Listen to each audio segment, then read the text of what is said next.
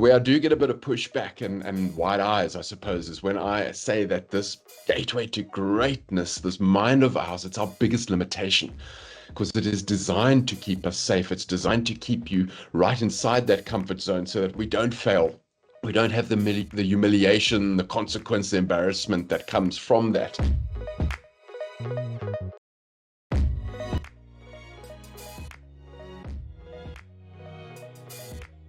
You know, when we don't even know that we can challenge ourselves sometimes, because I mean, this mind of ours is the gateway to absolute greatness. It is super powerful, and no one ever argues when I say that, because it really is.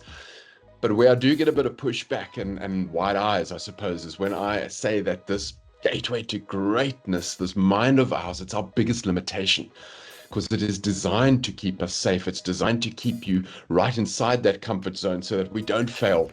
We don't have the humiliation, the consequence, the embarrassment that comes from that. And that is absolutely normal and absolutely human.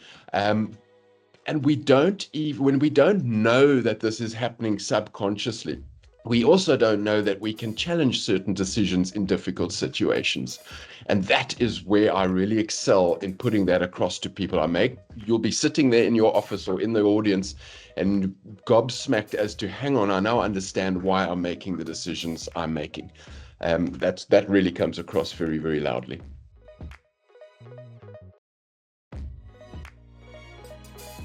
In business, everyone listening to this knows that curveballs and change is absolutely, it's always going to happen.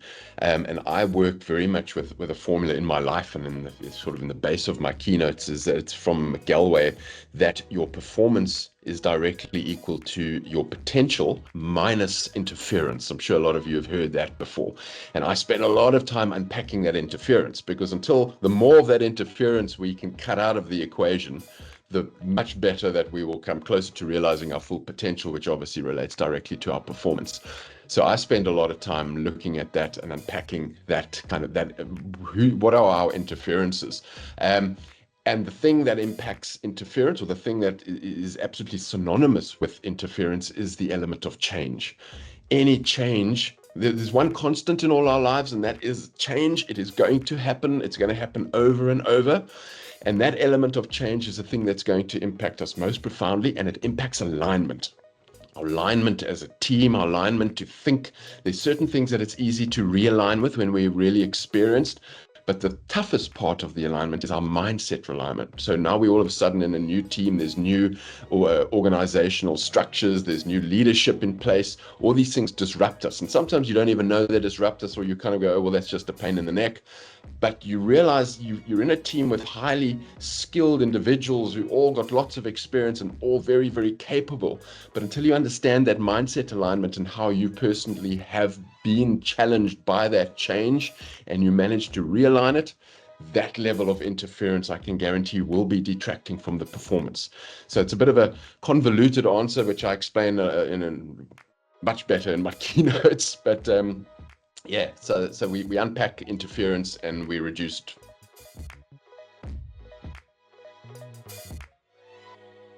The secret to dealing with curveballs. Wow. I think this answer can go on forever, but I'm going to try and be concise. So I obviously have a look at my adventures that I've done around the world. So I started firstly just pushing my own boundaries, and eventually started pushing the boundaries of mankind and doing stuff that shouldn't really have been possible, but really understanding the mind and understanding what was needed and the conditioning that was needed to give myself the best chance. And one of those things that is most certainly needed is the ability to handle curveballs, because not once have I ever been on a swimming challenge somewhere in the world where there haven't been a number of curveballs thrown.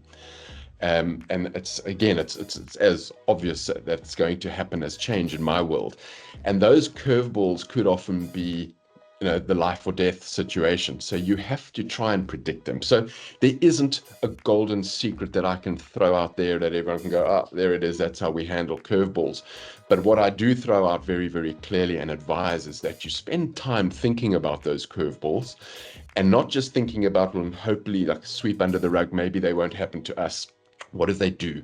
Prepare for it if they do. Give some thought as to what you're going to do when they happen, not if they happen. Because preparation keeps you alive in my game. And part of that is just understanding curveballs. So we really go deeply into what we can expect, what could go wrong. And there are a million factors when you're swimming and that you can't control. It's weather, it's currents, it's things that look at you from underneath the water when you're out in the deep. Many things like that. Even things that you think are super friendly, and everyone loves swimming with a dolphin, but every now and again a dolphin doesn't want you in its turf. And it can get quite scary for a swimmer when you're in there. Everyone on the boat is saying, oh, look, a dolphin's come to join him. But I can see as a swimmer that this dolphin's not happy with me there, and it's dive bombing me from bottom up. Now, that might sound like the most random curveball ever, but it is a curveball nonetheless. And how do you deal with that? Because if I even touch the boat alongside me, my whole challenge is absolutely null and void. I have to get out, because that's you don't get to any kind of assistance. So when we have curveballs in my game, they have to be dealt with swiftly, and you have to have a plan in place. So golden thread piece of advice: think them through, have a plan.